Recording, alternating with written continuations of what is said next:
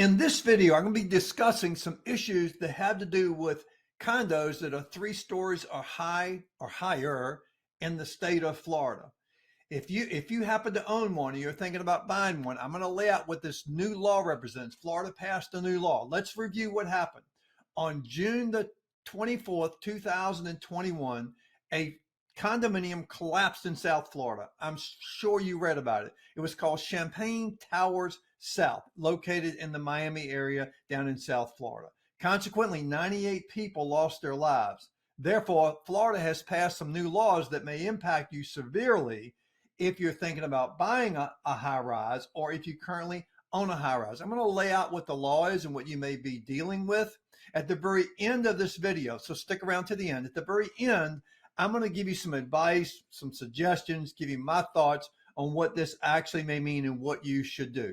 Before I get into the subject matter, do me a favor. Hit the like button, please. Leave me a comment at the bottom and subscribe to my YouTube video channel. I do a new video every week about real estate things that may be of interest to you. So, hey, go ahead and hit the subscribe button. And here we go. I'm going to lay it all out for you. Hang on tight. It's going to be very interesting.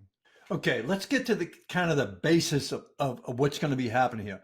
Florida law requires every condominium's annual budget to include operating expenses and reserves for capital expenditures and deferred maintenance. This is big because either one way or the other, it's going to come down to at some point, your condo fees are going to go up, your monthly condo fees are going to go up, and we'll dig into this in just a second, or you're going to get hit with assessment after assessment after assessment. So let me finish laying this out for you now, so follow along. Okay, the next piece of this to clearly understand that any condo that's 3 stories high or higher, that's at least 30 years old, if it's 30 years old or more, has to have this big time inspection done to it to look for issues. Then after that, it has to be inspected every 10 years. But there's more to it than that, so follow along. Okay, so let's understand what we're talking about. It's called a milestone inspection. That's the terminology it's big. A milestone inspection is a structural inspection of a building, including its load-bearing walls and primary structure systems by a licensed architect or engineer. Its purpose is to confirm the life and safety and adequacy of the building structure components and determine its general structure and condition as it affects building safety. A milestone inspection should include, to the extent reasonably possible, a determination of any necessary maintenance, repair, or replacement of any structural components of the building. Now, I want you to think about that for a minute. And I did have to read that. I'm sorry I had to read it. I hate reading stuff, but I had to read that. Now, I want you to think about this for a minute. If you're in the inspection business, think about the liability you're now dealing with and how much your insurance costs are going to go up.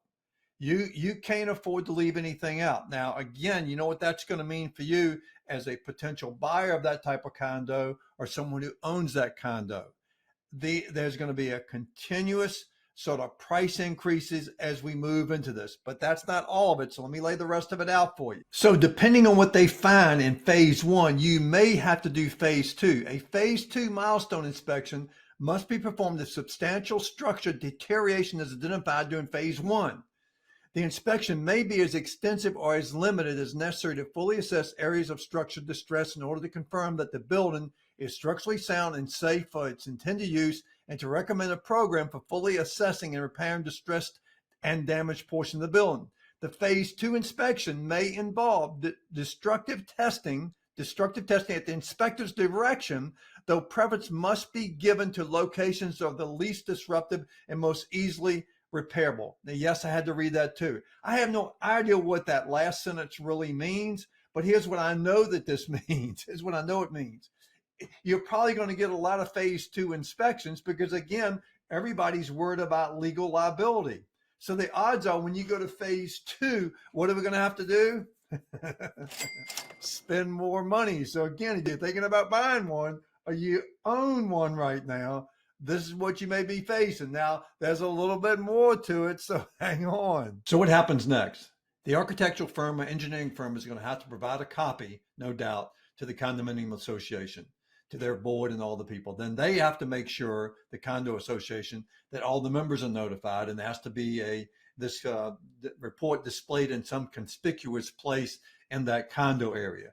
In addition, certainly the county or the city or the municipality is going to get a copy of this. So this thing could really, really get expensive for you if you happen to own one of those condos or you think about buying one. So let me kind of wrap this up for you. Look, this is going to get complicated, and what I believe is going to happen is you're going to see additional laws come out as this thing kind of unfolds and unrolls, or however you want to think about it. As this sort of starts to happen and we start to find problems, I believe you're going to find the state want to tighten the regulations up more and more. So you as a condo owner that's 3 stories or higher, if you're thinking about buying one, are going to be dealing with a lot of money. Now, if you happen to own one of those, here's my thoughts. If you happen to own one of those now, and you've been in it for any length of time, if you've been in it for 5 or 10 years or more, you should still have some equity in it. I would suggest before this gets really, really messy for you that you should bail out. Now, you're going to be able to get the price that you would have liked to have gotten or would have gotten 6 months or a year ago. No, but you're going to get out of there. I think the best strategy for you, unless you've got endless money to keep throwing into assessments and rising condo fees, to get out. Now, I hate to say this, if you're thinking about buying one, just understand what you're getting into. You know, you can probably buy one right now and get a really good deal because somebody else that's selling, like I just recommended, is bailing out. So you really need to weigh this. I guess it kind of depends on how much stress you're willing to deal with, and knowing, no kidding, that you're going to be putting money out for assessments. It's likely to happen.